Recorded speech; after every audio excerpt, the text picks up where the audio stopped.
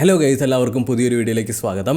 അപ്പോൾ ഇന്നത്തെ വീഡിയോ എന്താണെന്നുള്ളത് ഞാൻ ആദ്യം തന്നെ പറഞ്ഞുതരാം. ഇന്ന് എൻ്റെ ഒരു വർക്കിംഗ് സ്റ്റേഷൻ അല്ലെങ്കിൽ ഒരു പ്രൊഡക്ടിവിറ്റി വർക്ക് സ്റ്റേഷൻ സെറ്റപ്പാണ് ഞാൻ പറഞ്ഞു തരുന്നത്.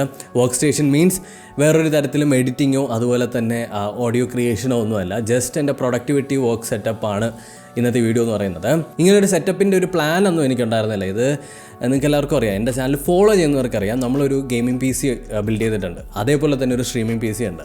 അപ്പോൾ ഈ രണ്ട് പി സിയും എൻഗേജ്ഡ് ആയിരിക്കും പൊതുവെ എല്ലാ സമയവും. കാരണം എഡിറ്റിംഗ് നടക്കുന്നുണ്ടായിരിക്കും, തംബ്നെയിൽ ക്രിയേഷൻ നടക്കുന്നുണ്ടായിരിക്കും, അങ്ങനെ പല കാര്യങ്ങൾ നടക്കുന്നുണ്ടായിരിക്കും.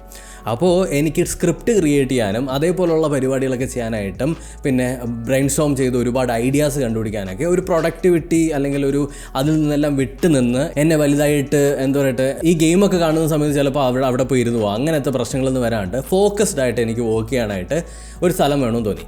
അങ്ങനെ ഞാൻ സെറ്റ് ചെയ്തതാണ് ഇതെന്ന് പറയുന്നത്. ഇതാണ് എൻ്റെ സെറ്റപ്പ് എന്ന് പറയുന്നത്. സെറ്റപ്പ് കാണുമ്പോൾ നിങ്ങൾക്ക് മനസ്സിലാവും, വളരെ മിനിമലായിട്ടുള്ളതാണ്. ഇതിനകത്ത് എല്ലാം ഭയങ്കര വില കൂടിയ സാധനങ്ങളൊന്നുമല്ല, എന്നാൽ അത്യാവശ്യം നിങ്ങൾക്ക് എല്ലാവർക്കും പർച്ചേസ് ചെയ്യാൻ പറ്റിയ കാര്യങ്ങളാണ്. ആദ്യം മെയിൻ ആയിട്ടുള്ള ഇതിൻ്റെ ബ്രെയിൻ എന്ന് പറയുന്നത് എൻ്റെ MAയുടെ ലാപ്ടോപ്പാണ് ഞാൻ ഈ ഒരു മോണിറ്ററുമായിട്ട് കണക്ട് ചെയ്തിട്ടുള്ളത്.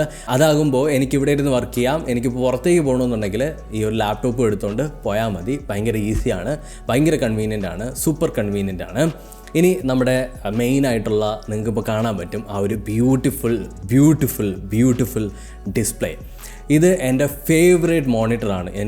ഞാൻ യൂസ് ചെയ്തതിൽ ഏറ്റവും ബെസ്റ്റ് ആയിട്ടുള്ളതും ഏറ്റവും ഫേവറേറ്റ് ആയിട്ടുള്ളൊരു മോണിറ്ററാണ് ഇത്. ബെൻക്യൂവിൻ്റെ EX3210R എന്ന് പറഞ്ഞിട്ടുള്ളൊരു മോണിറ്ററാണ്. ഒരു 2K റെസൊല്യൂഷനിൽ വരുന്ന ഒരു മോണിറ്ററാണ് ഇതെന്ന് പറയുന്നത്. ഇതിൻ്റെ സൈസ് എന്ന് പറഞ്ഞാൽ 32 ഇഞ്ചാണ്.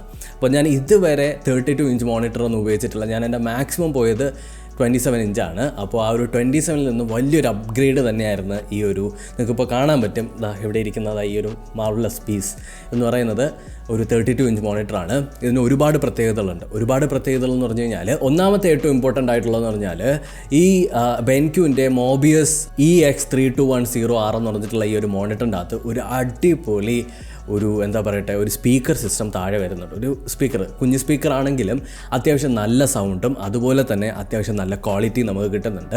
ഒരു ഹെഡ്ഫോണോ സ്പീക്കറോ ഒന്നും വെക്കാണ്ട് തന്നെ അത്യാവശ്യം നിങ്ങളുടെ കാര്യങ്ങളൊക്കെ ഈ ഒരു സാധനത്തിനകത്ത് നടന്നു പോകും. 2.1 ചാനലിലുള്ള ബെൻക്യൂവിൻ്റെ തന്നെ ട്രിവോലോ എന്ന് പറഞ്ഞിട്ടുള്ള ഒരു സ്പീക്കർ സിസ്റ്റമാണ് ഇതിനകത്ത് വരുന്നത്. നല്ല ഒരു ഇമേഴ്സീവ് എക്സ്പീരിയൻസ് നമുക്ക് കിട്ടാറുണ്ട്. ഈ ഒരു മോണിറ്ററിനെ പറ്റി പറയുകയാണെന്നുണ്ടെങ്കിൽ 1 millisecond റെസ്പോൺസ് ടൈം ആണ് വരുന്നത്. ഇതൊരു ഗെയിമിംഗ് മോണിറ്റർ ആയതുകൊണ്ട് തന്നെ 165 Hz ആണ് ഇതിൻ്റെ റിഫ്രഷ് റേറ്റ്.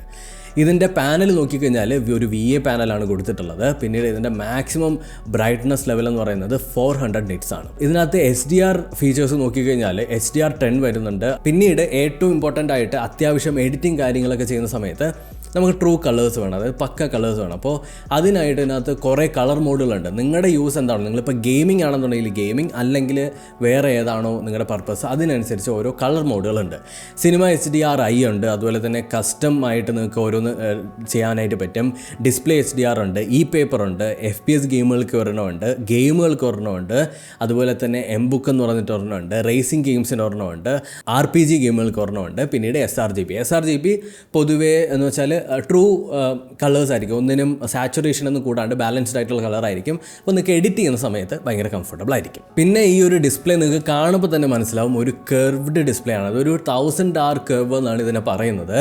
അതായത് ഭയങ്കര വലിയൊരു കർവാണ്. ഞാൻ യൂസ് ചെയ്തതിൽ ഏറ്റവും കർവ്ഡ് ആയിട്ടുള്ളൊരു മോണിറ്റർ ഇതാണെന്ന് തോന്നുന്നു. കാരണം ഈ കർവ് ഡിസ്പ്ലേ ഇഷ്ടമല്ലാത്ത കുറേ ആളുകളുണ്ട്. പക്ഷേ നിങ്ങൾ ഗെയിം കളിക്കുന്ന സമയത്ത് അതും 32 ഇഞ്ചിൽ ഒരു കർവ്ഡ് ഡിസ്പ്ലേ ആണെന്നുണ്ടെങ്കിൽ ഒരു വല്ലാത്ത എക്സ്പീരിയൻസ് ആണ്.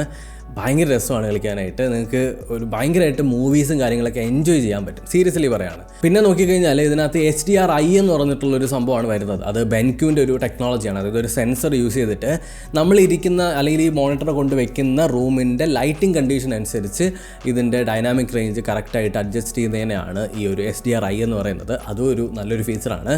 ഇപ്പോൾ ഞാൻ ചില സമയത്ത് ഈ മോണിറ്ററിനെ എടുത്തുകൊണ്ട് സ്റ്റുഡിയോ റൂമിൽ കൊണ്ടുപോയി വയ്ക്കാറുണ്ട്. ആ സമയത്ത് എനിക്ക് വേറൊരു ഫീലായിരിക്കും കിട്ടുക. ഈ റൂമിലേക്ക് വരുന്ന സമയത്ത് വേറൊരു ഫീലായിരിക്കും കിട്ടുക. അപ്പോൾ ബ്രൈറ്റ്നസ്സും അതിനനുസരിച്ചൊക്കെ അഡ്ജസ്റ്റ് ചെയ്ത് അടിപൊളിയാക്കും. മൊത്തത്തിൽ പറഞ്ഞു കഴിഞ്ഞാൽ ഈ ഒരു സെറ്റപ്പിൽ ഞാൻ ഏറ്റവും കൂടുതൽ ആസ്വദിക്കുന്നതും ഏറ്റവും കൂടുതൽ എനിക്ക് ഇഷ്ടപ്പെട്ടതും ഈ മോണിറ്ററാണ്. ശരിക്കും ഇതിൻ്റെ ഫ്രണ്ടിൽ വന്നിരിക്കുന്ന സമയത്ത് ഒരു വല്ലാത്ത എക്സ്പീരിയൻസ് ആണ്. ഇത്രയും വലിയൊരു ഡിസ്പ്ലേ. ആക്ച്വലി ഇത് നിങ്ങൾക്ക് ഇപ്പോൾ PC ഗെയിം കളിക്കുന്നവർക്ക് ഞാൻ സജസ്റ്റ് ചെയ്യില്ല എന്ന് പറയില്ല. PC ഗെയിം കളിക്കുന്നവർക്കും ഒരു ബെസ്റ്റ് ചോയ്സാണ്.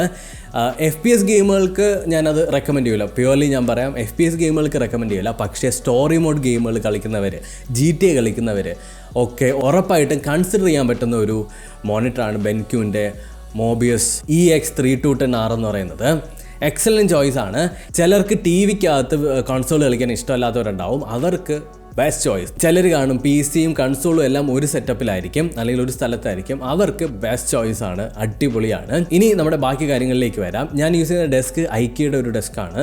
ഇത് ആക്ച്വലി ഞാൻ പർച്ചേസ് ചെയ്ത സമയത്ത് ഒരു 6000 സംതിങ് എന്തോ ആയിരുന്നു. ഇത് ശരിക്കും പറഞ്ഞാൽ 2000-3000 രൂപയേ ഉള്ളൂ. ഹൈദരാബാദിൽ നമുക്ക് ഡെലിവറി നടക്കാത്തത് കൊണ്ട് തേർഡ് പാർട്ടി വഴി ഡെലിവറി ചെയ്യേണ്ടി വരും. അപ്പോൾ അതിൻ്റെ ചാർജും എല്ലാം കൂടി കൂട്ടി ഒരു 6000 രൂപയാണ്. ഇന്ന് ഇത് 8000 റുപ്പീസാണുള്ളത്. ഭയങ്കര വലുതല്ല, ഒരു കംഫർട്ടബിൾ ആയിട്ടുള്ള സൈസിലാണ് ഈ ഒരു എന്താ പറയട്ടെ ഡെസ്ക് വരുന്നത്. അത്യാവശ്യം നല്ല ക്വാളിറ്റി തന്നെ എനിക്ക് ഫീൽ ചെയ്തു. ഇനി നമ്മുടെ കീബോർഡിനെ പറ്റി സംസാരിക്കുന്ന സമയത്ത് ഞാൻ സെബ്രോണിക്സിൻ്റെ ഒരു വയർലെസ് കീബോർഡാണ് യൂസ് ചെയ്യുന്നത്. ഇതൊരു മെക്കാനിക്കൽ വയർലെസ് കീബോർഡാണ്. ഇതിനകത്ത് 3 മോഡുകൾ നമുക്ക് കിട്ടും.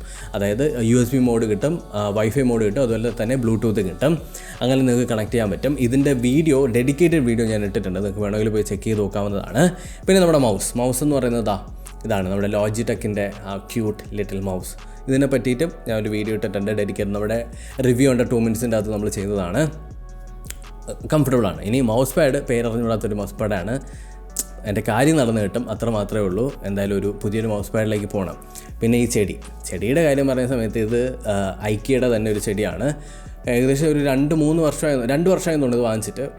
വെർത്തായിട്ടുള്ള സാധനമാണ്. നിങ്ങൾക്ക് ഒരുപാട് ഉപകാരം ഉണ്ടാവും. ഓക്കെ.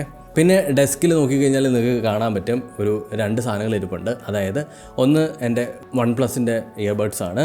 പിന്നീട് നോക്കിക്കഴിഞ്ഞാൽ ഒരു ബ്ലൂടൂത്ത് സ്പീക്കർ. ഇത് എൻ്റെ ഒരു ഇഷ്ടം കൊണ്ട് ഞാൻ കൊണ്ടുവച്ചിരിക്കുന്നതാണ്. ഐവ എന്ന് പറഞ്ഞിട്ടുള്ള, അതായത് നമ്മുടെ പയനീറില്ലേ, ആ ബ്രാൻഡിൻ്റെ തന്നെയാണ് ഈ സാധനവും.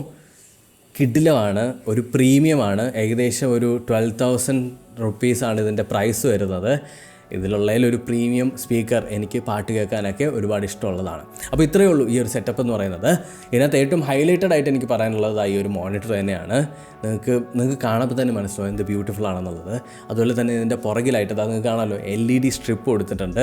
അപ്പോൾ നല്ല രസമാണ്, കുറച്ച് ഇത് കാണാനൊക്കെ നല്ല രസമാണ്. പിന്നീട് എടുത്ത് പറയാനുള്ളത് ഇതിൻ്റെ ഒരു എർഗണോമിക് ഉണ്ട്. അത് ഭയങ്കര സംഭവമാണ്.